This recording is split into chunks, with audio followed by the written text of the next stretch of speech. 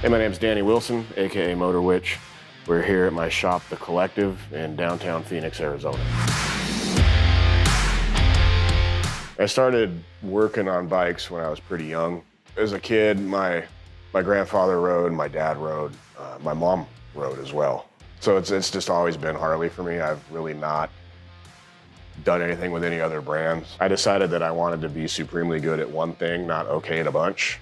So I've invested all of my time and talent into Harley Davidson specifically. This bike's a 2019 Road King Special. To be honest, the Road King was just the path of least resistance. I didn't have to pull off a fairing, it didn't have a stereo.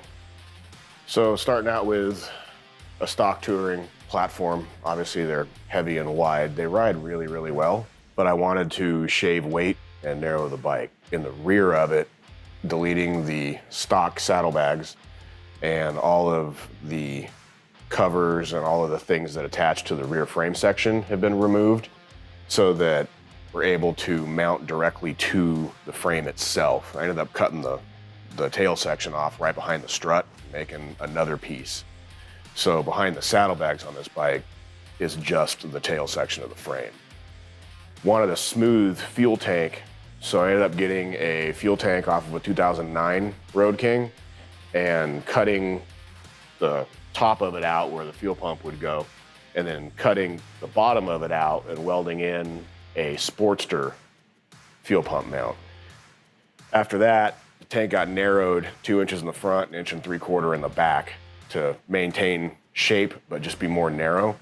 So now the top is smooth like an original FXLR would have been with a single side fill. There's no fuel gauge in the tank.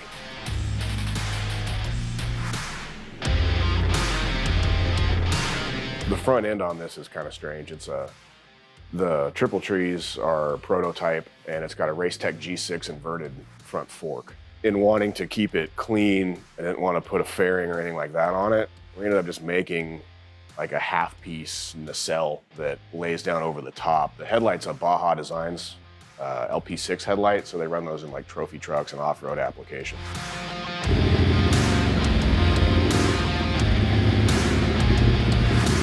And then fabricated out of aluminum, a little Pope hat looking thing that we painted gloss black, so it looks like a windshield.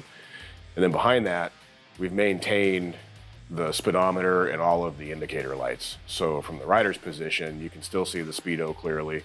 I'm using a Harley Davidson P&A speedo with the tack in it. The motor is a 129 cubic inches. It's a leading edge kit. I designed all that leading edge stuff, so it's my cylinders and pistons set up. We're running an S&S 550 gear drive cam in it with an S&S pump and plate. And it's a 4.5-inch stroke S&S flywheel, and the balancing system has been deleted. So by deleting the balancing system, your throttle response gets a lot more snappy because you don't have that balancer to spool up. It's also got an HPI 62mm throttle body, HPI fuel injectors. It's got a Fab 28 2-into-1 pipe.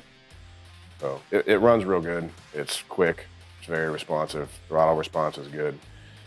For a clutch, we're running a Recluse torque drive, and I put a Recluse slave cylinder on it so it reduces the clutch effort quite a bit. We did use the newest Screaming Eagle heads with the oversized valves. Those heads work amazingly well. I sell a lot of those heads to customers. They work really, really well. The hand position's good for me anyway. They're 16-inch FXR division split angle T-bars. And the riding position on it's super comfortable, and your body is automatically in a position to maneuver. Foot position has stayed the same. So all of the foot controls are in the stock location, and I'm running Harley Davidson in-game footboards, brake pedal, shift lever. So all the foot controls are Harley P&A. The brake pedal's right where you need it, shifter set up right where you need it. With this bike, I wanted to keep it to where I could actually get on it and ride it a couple thousand miles and not have to worry the whole time about, you know, is that gonna break? Is that gonna break? Is that gonna fall off? I mean, this bike was really meant to be ridden. It's not an Easter egg.